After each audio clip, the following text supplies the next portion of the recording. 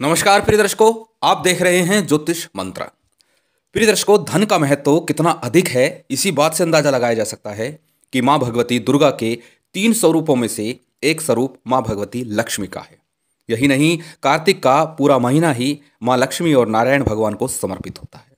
कार्तिक कृष्ण पक्ष प्रतिपदा से मां भगवती लक्ष्मी की पूजा का क्रम आरंभ होता है, जो अमावस्या दीपावली के दिन पूर्णता के साथ संपन्न होता है। और मां लक्ष्मी की अनेकों अनेक साधनाएं प्रचलित हैं, और ऐसी साधनाएं भी प्रचलित हैं जो धन की प्राप्ति कराती है और कम समय में अर्थपूर्ण सिद्धि प्रदान करती है। और इन साधनाओं के लिए बहुत अधिक समय भी नहीं लगता और ना बहुत अधिक बड़े विधि विधान की आवश्यकता होती है। आवश्यकता होती है तो सिर्फ पूर्ण मनोयोग की, पूर्ण ध्यान की। और आज ऐसी ही एक साधना जो बहुत ही सरलता के साथ आप संपन्न कर धन की कमी को पूर्ण कर सकते हैं, वो मैं आप लोगों को देने जा रहा हूँ। पिछले कुछ समय से लगातार यक्षिणी साधना के संबंध में प्रश्न आ रहा था, मांग की जा रही थी कोई सरल सटीक यक्षिणी साधना दी जाए, तो आज उसी साधना को मैं देने जा रहा हूं। प्रिय दर्शकों, यक्षिणी है क्या? क्या यक्षिणी अप्सरा ही है? नहीं, यक्षिणी और अप्सरा में बहुत बड़ा भेद है। यक्षिणी स्वयं एक देवी है, जबकि अप्सरा देवता और मनुष्य के बीच की एक कड़ी मात्र है। यक्षिणी किसी शाप के कारण इस धरामंडल पर घूमती है और मनुष्यों को सुख प्रदान करने के लिए, सिद्धि प्रदान करने के लिए ललायित रहती हैं, तत्पर रहती हैं, और इसीलिए शीघ्र सिद्ध हो जाती हैं, प्रसन्न हो जाती हैं।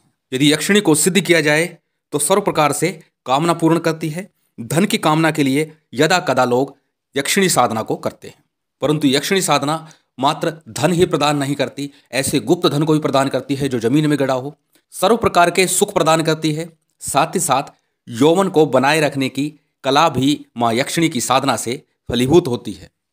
जो माँ यक्षिणी को प्रसन्न कर लेते हैं उन पर बुढ़ापे का असर भी जल्दी से नहीं आता, अर्थात चीर यौवन बना रहता है। परंतु आज जिस यक्षिणी साधना का मैं जिक्र करने जा रहा हूं वह है स्वर्ण प्रभा यक्षिणी साधना। नाम से ही पता है कि स्वर्ण प्रभा स्वर्ण प्रदान करने वाली है। जैसा कि अक्सर लोग बोलते हैं कि 500 स्वर्ण मुद्राएं या 300 स्वर्ण मुद्राएं, 200 स्वर्ण मुद्राएं, 100 स्वर्ण मुद्राएं प्रतिदिन प्रदान करती है। ऐसा कुछ भी नहीं है, क्योंकि इस साधना का फल अवश्य ही स्वर्ण के माध्यम से प्राप्त होता है, परंतु यह साधना की उच्चता पर पहुंचने के बाद पूर्णता करने पर प्राप्त होता है। और कहा जाता है कि माँ यक्षिणी जब पूर्णता को प्राप्त कर लेते हैं और उस सिद्धि को प्राप्त कर लेते हैं तो माँ यक्षिणी इतना धन प्रदान करती है कि उसे खर्च करने का माध्यम ढूंढना पड़ता है, अर्थात इतना धन होता है कि खर्च करने पर भी खर्च नहीं हो पाता। परंतु ये पूर्णता प्राप्त होती है अनेकों लाखों जप करने के बाद। पहले भी एक बार बताया है, पुनश्चरण, यदि पुनश्चरण होता है उसके बाद ही ये सिद्धि की तरफ अग्रसर होता है। और पुनश्चरण का तात्पर्य क्या है?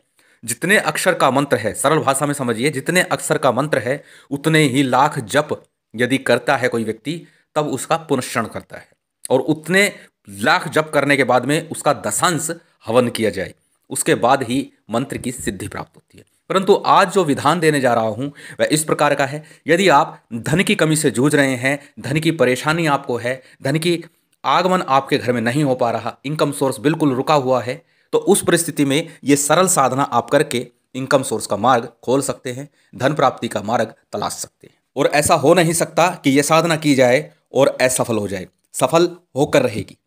पिछले वर्ष रविंद्र कुमार कुतुबगढ़िया नाम के एक साधक को मैंने ये साधना संपन्न कराई है। आगे रविंद्र कुमार के माध्यम से ही उस साधना के अनुभव को मैं साझा करने का प्रयास करूंगा, परंतु आज उस साधना विधान को मैं देने जा रहा हूं जो बहुत ही सरल और सटीक है। साधना सफल होगी ही होगी। इस साधना का प्रतिफल है कि अचानक से धन प्राप्ति का योग बनेगा, किसी ना किसी माध्यम से, किसी ना किसी प्रकार से आपके घर में धन का आगमन होगा ही होगा। तो चलिए जानते हैं क्या है इस साधना का विधान और सामग्री क्या कुछ चाहिएगी। इस साधना के लिए आप किसी भी शुक्रवार को इस साधना को संपन्न कर सकते हैं, या फिर ग्रहण काल, होली, दीपावली, नवरात्रि या संक्रांति, किसी भी पर्व काल में इस साधना को संपन्न किया जा सकता है। वर्तमान में होलिका का पर्व नजदीक है तो होलिका के दिन ही इस साधना को संपन्न करें, बहुत ही श्रेष्ठ रहेगा। अन्यथा किसी भी शुक्रवार को इस साधना को आप संपन्न कर सकते हैं। इस साधना के लिए आपके पास लाल या पीले रंग का ऊन का या कम्बल का आसन होना चाहिए। लाल बिना सिले वस्त्र पहनने हैं, पीले भी पहन सकते हैं, लाल भी पहन सकते हैं, लेकिन वस्त्र बिना सिले हो। नीचे धोती और ऊपर गमछा लगा लीजिएगा, कपड़ा डाल लीजिएगा, पटका डाल लीजिएगा, श्रेष्ठ रहेगा।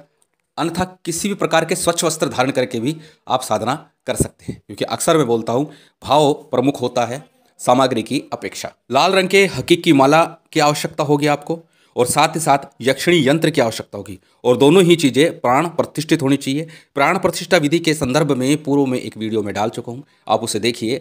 मात्र 5 से 15 मिनट के अंदर प्राण प्रतिष्ठा बड़ी सरलता से आप सिद्ध कर सकते हैं। वैदिक और साबर दोनों प्रकार के मंत्रों को मैंने दिया है, मैं स्वयं भी अनेक बार उन मंत्रों का प्रयोग करके आजमा चुका हूँ। लाल रंग के या पीले रंग के सुगंधित पुष्प आपको चाहिए। सुगंधित इत्र, किसी भी प्रकार का तेज सुगंध वाला इत्र आपको लेना है इस साधना के लिए। घी का दीपक चाहिए, एक दिन की सरल साधना है, घी का दीपक आप प्रयोग कर सकते हैं, अन्यथा तिल तेल का दीपक भी बड़े प्रेम के साथ आप प्रयोग कर सकते हैं, क्योंकि दीपक का माध्यम हमारा कर्म साक्षी होता है, यानी जो हम कार्य कर रहे हैं उसके साक्षी स्वरूप होता है कि अग्नि हमारी साक्षी है दीपक के रूप में। यदि नैवेद्य की बात करें तो खीर का नैवेद्य श्रेष्ठ रहेगा, अन्यथा कोई भी जो आपके पास उपलब्ध हो वो नैवेद्य आप बना करके ले करके माँ भगवती को भोग अर्पण कर सकते हैं। चलिए अब जानते हैं इस साधना का आरंभ किस प्रकार करना है। जिस दिन भी आप यह साधना आरंभ करें उस दिन संध्या काल में या प्रातः काल में एक मीठा पान, एक सुपारी, 1 रुपये का सिक्का और थोड़े से पीले अक्षत लेकर के किसी देवी मंदिर में चले जाइए। दाहिने हाथ में अपने इन सारी सामग्री को रखिए, माँ से निवेदन कीजिए, प्रार्थना कीजिए साधना में सफलता के लिए, पूर्णता के लिए, और वहाँ समर्पित करके आ जाइए। उसके बाद घर आकर के रात्रि काल में स्नान इत्यादि से निर्वित होकर के उत्तर मुख होकर के अपने आसन पर बैठ जाइए। किसी चौकी पर, पट्टे पर लाल रंग का वस्त्र बिछा करके उसके ऊपर यंत्र स्थापित कीजिए। तत्पश्चात सर्वप्रथम दाहिने हाथ में जल लेकर के अपने ऊपर शुद्धि आचमन कीजिए। जो मैं अक्सर बताता रहता हूँ, सर्वप्रथम शुद्धि आचमन करना चाहिए, सामग्री का भी और स्वयं का भी। इसके बाद में दाहिने हाथ में पुनः जल लीजिए, अक्षत पुष्प लीजिए। उस दिन का तिथि वार नक्षत्र बोलते हुए, अपना नाम बोलते हुए, गोत्र बोलते हुए, अपनी कामना का वर्णन करते हुए संकल्प आपको लेना है। संकल्प का जो जल है वो किसी थाली में, प्लेट में या गणेश जी पर अर्पित कर देना है। संकल्प के बाद में सबसे पहले गणेश जी का, फिर कुल देव, पितृदेव, स्थान देव का पूजन करना है, गुरु का पूजन करना है। उसके बाद में भगवान शिव का गुरु रूप में पूजन कर सकते हैं, या भगवान शिव का पूजन अनिवार्य रूप से इस साधना में करना ही करना है। तत्पश्चात माँ भगवती यक्षिणी का स्वर्ण प्रभा स्वरूप का ध्यान करते हुए, यदि माँ भगवती यक्षिणी का स्वर्ण प्रभा स्वरूप आपके ध्यान में नहीं है तो आप माँ के किसी भी स्वरूप का, माँ लक्ष्मी का आप ध्यान कर सकते हैं। माँ का पूजन करना है, अक्षत पुष्प से, नैवेद्य से, इत्र आपको छिड़कना है। सब प्रकार से पूजन करने के बाद साथ ही भैरव जी का पूजन भी माँ के बराबर में आपको करना है। जब भैरव जी का पूजन संपन्न हो जाए उसके बाद में आपको जप आरंभ करना है।